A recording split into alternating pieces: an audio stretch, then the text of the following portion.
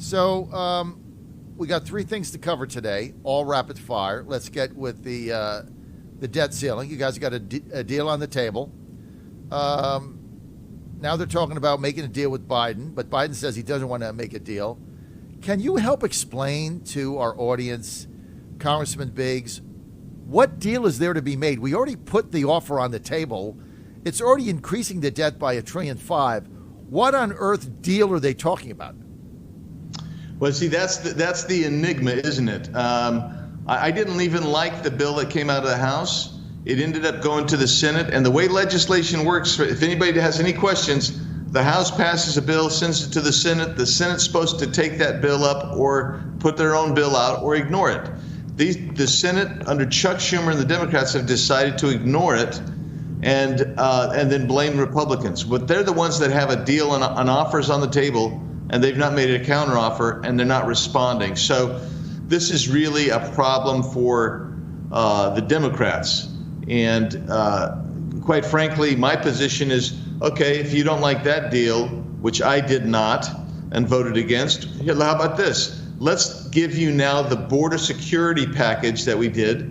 How about let's also give you, you have to get the U.S. out of the World Health Organization. And in light of the Durham report, I renew my call to disband the FBI as we know it.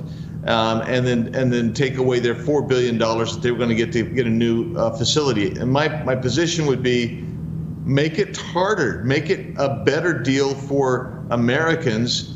If these guys, if the Democrats and Joe Biden don't even want a deal at all, keep going, try to make this the best possible deal, and let's reduce spending back to 2019 levels for Pete's sakes. Then you don't have to raise the debt ceiling.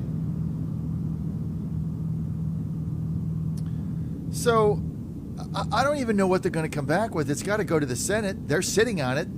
Biden doesn't want to negotiate. So why not? So, I mean, to me, when they keep talking about, well, Biden doesn't want to make a deal, I guess we're all frustrated. Is what deal is there to be made? You already put a deal on that table. I agree with you 100%. I think that the deal should include the border security bill, defunding the FBI. I mean, that should now be added to the bill to make that the deal. This is incredible. Exactly. Yeah. And I keep telling my guys, stop negotiating against yourselves. You had a deal that I didn't care for. Don't make it worse. Don't make it worse. Make it better and make them come to you instead of you go to them. It's incredible.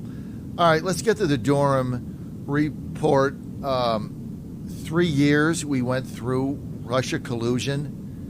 They drag the nation through this nonsense. Now this comes out, and it just confirmed what we all knew, but worse. Not only was it all lies, they were lying on documents to FISA. They were lying everywhere they went in order to pursue something that they knew there was no evidence on. They tried to pay this guy $1 million to confirm some of the dossier. He couldn't confirm any of it. What was your reaction to that, Andy Biggs? My reaction is I'm so disgusted. I mean, we knew this was true, John, that the FBI was corrupt. We knew it, and I'm so disgusted. But I'm glad that finally we're getting some concrete proof from a study. He took us time and he did it. But look, there's some things that we have to do. You cannot allow FISA, Section 702 of FISA, which is up for reauthorization, to be reauthorized. I mean, it either has to go away altogether, which that's where I am, or you're going to have the most significant reforms that you can possibly have. The second thing is these people, what they did is don't ever talk to me about election interference again. That's what they did. Everything they did was to control the political outcomes of this great constitutional republic.